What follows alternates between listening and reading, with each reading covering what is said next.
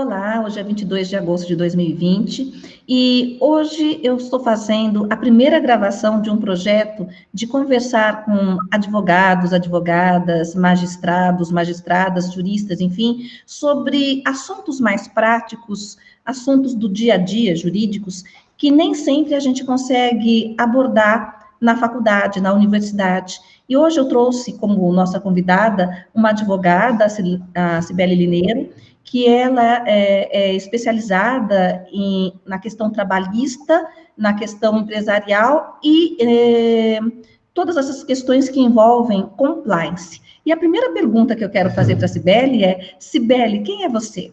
Você pode narrar para a gente um pouco da sua biografia? Oi, Erotilde, eu sou Cibele Lineiro, eu sou advogada, mãe, trabalho no Barbosa Musnick Aragão Advogados faz 20 anos e atuo na área trabalhista, com experiência incluindo compliance quando afeta as relações entre os empregados. Certo. E é comum questões que envolvam assédio sexual no ambiente empresarial, no ambiente de trabalho?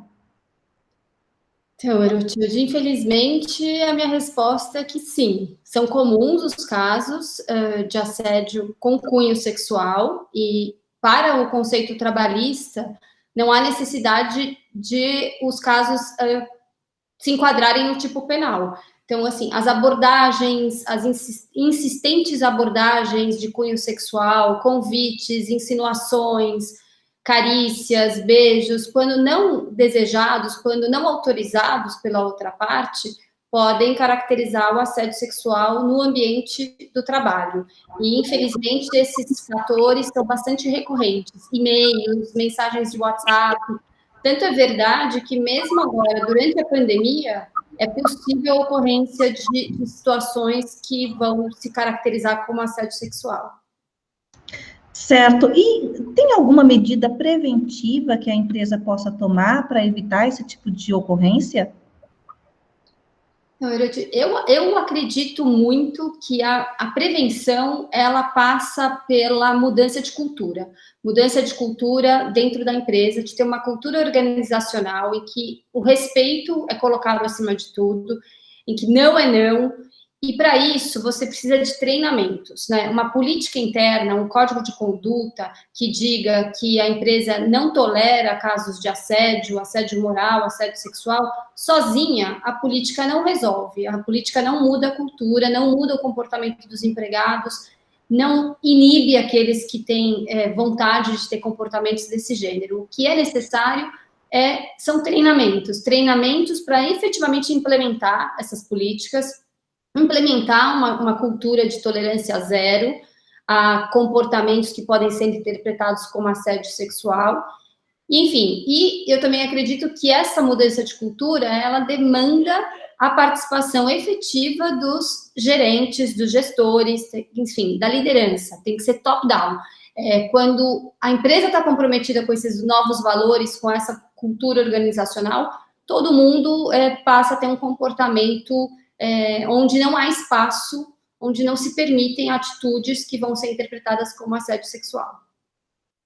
Uhum. E as pessoas acabam se utilizando dos canais de denúncia? Como que funciona? Então, para esse tipo de denúncia, a gente percebe que existe ainda um pouco de receio, né? Não são as denúncias mais frequentes, porque existe muito medo de retaliação, muito medo de se reportar uma situação que não há testemunhas, muitas vezes. Enfim, houve uma tentativa, houve um comportamento que humilhou a pessoa, que foi degradante, que teve cunho sexual, mas ela não tem como provar, porque se não foi por escrito, se não foi na frente de outras pessoas. Então, esse receio de, enfim, fazer um reporte, se expor e não chegar a lugar nenhum, ele é muito grande. Então, existem reportes, claramente, mas a minha sensação é de que eles são inferiores ao número de casos no dia a dia.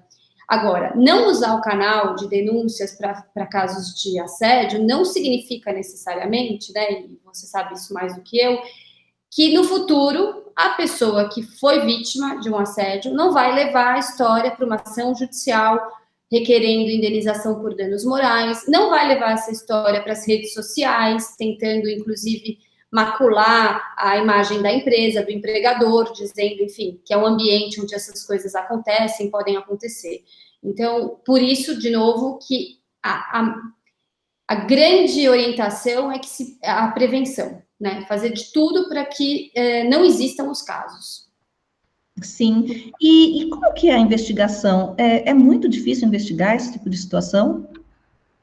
Sim, uma vez reportada a situação, o empregador tem que investigar, né? Até para não banalizar o canal de denúncias, para não ser uma ferramenta sem serventia. São investigações delicadas. Em geral, a gente recomenda que, se é uma mulher que denunciou um caso de assédio, ela não seja entrevistada só por um homem ou por um time composto só por homens, porque precisa da presença de uma mulher também. Nesse time de entrevista, você vai entrevistar a pessoa que fez a denúncia, vai entrevistar o denunciado, e a depender do conteúdo da denúncia e da forma como os fatos foram trazidos, você vai entrevistar outros empregados para tentar entender se houve mudança de comportamento das pessoas depois de algum determinado episódio, se testemunhou algum comportamento. Muitos casos acontecem em viagens a trabalho, em conferências, festas de final de ano. Então, às vezes você tem, de fato, testemunhas, às vezes não. Então, são investigações difíceis, sensíveis. A empresa tem que tomar muito cuidado para não expor as pessoas envolvidas e ter um mecanismo de prevenção total de retaliação. Porque também, às vezes, numa entrevista, você percebe que existiu uma flagrante confusão de interpretações, né? Alguém, enfim, entendeu que tinha esse espaço, que era correspondido, que havia um consentimento para um determinado convite. Foi, às vezes, um convite sutil, respeitoso, então isso sozinho, né? E que o outro aceitou o não como resposta, então isso também não configuraria um assédio, e há outros casos em que não, em que existe uma chantagem, existe um uso do poder, né? Enfim, você sai comigo, você me beija, você faz algo, aí eu mantenho o seu emprego, eu te promovo, eu te contrato, enfim, cada caso é um caso, né? São histórias diferentes que envolvem detalhes diferentes, então não existe nem uma forma de se orientar como fazer esse tipo de investigação. Ela é muito casuística. Entendi. E depois que é feita a investigação, como que as empresas, e o setor de compliance, de forma geral, tratam o resultado dessa investigação? Porque pode ser que tenham concluído que houve o assédio, pode ser que tenham concluído que não houve assédio. Há algum tipo de feedback? Como que funciona? Essa é a segunda dificuldade, né? A primeira dificuldade é a investigação propriamente dita, e a segunda dificuldade é o que fazer ao final dessa investigação, porque você pode ter uma investigação em que ficaram provados os fatos relatados e foram efetivamente graves, então você vai acabar, essa investigação vai acabar desembocando numa dispensa por justa causa, por exemplo. Pode, dependendo do caso concreto, a empresa optar por uma dispensa sem justa causa, para não ter que enfrentar uma ação trabalhista, que certamente viria. E há casos em que nada se prova, né? Que fica a palavra de um contra do outro. Esses casos são os mais complicados, porque, a rigor, você pode dar uma orientação geral para os empregados, para os envolvidos, fazer um monitoramento do comportamento a partir da investigação. Dependendo do caso, há espaço para realocar as pessoas, enfim, mudar de time, de departamento, mas isso não pode significar um rebaixamento, uma alteração prejudicial, especialmente para o denunciante, porque toda investigação tem que partir do pressuposto que o denunciante faz a denúncia de boa-fé, né? Só se ao longo da denúncia você pode descobrir que não foi uma denúncia de boa-fé, mas a premissa, a presunção inicial é de boa-fé. Então, assim, e em empresas pequenas têm maiores dificuldades de como lidar com essas duas pessoas que agora estão com esse desconforto. Maiores, às vezes, têm maiores chances de realocar as pessoas, sem causar prejuízo a nenhuma delas. Então, assim, o resultado dessas investigações é bastante difícil e, muitas vezes, desagrada o denunciante, né, que espera uma penalidade muito maior do que aquela que é aplicada. Mas há muitas circunstâncias a serem consideradas e a empresa, obviamente, tem que estar assessorada por um advogado para medir quais são as medidas exatas, né? A proporcionalidade da medida disciplinar que vai ser aplicada para não falhar nem no excesso, nem ser tolerante com algo que as suas próprias políticas, seus próprios treinamentos dizem que a tolerância é zero.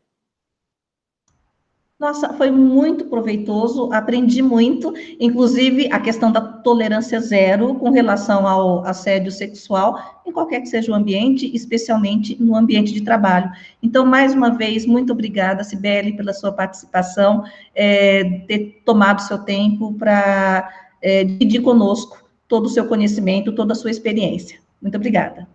Obrigada, Erotilde. Conte comigo. Obrigada.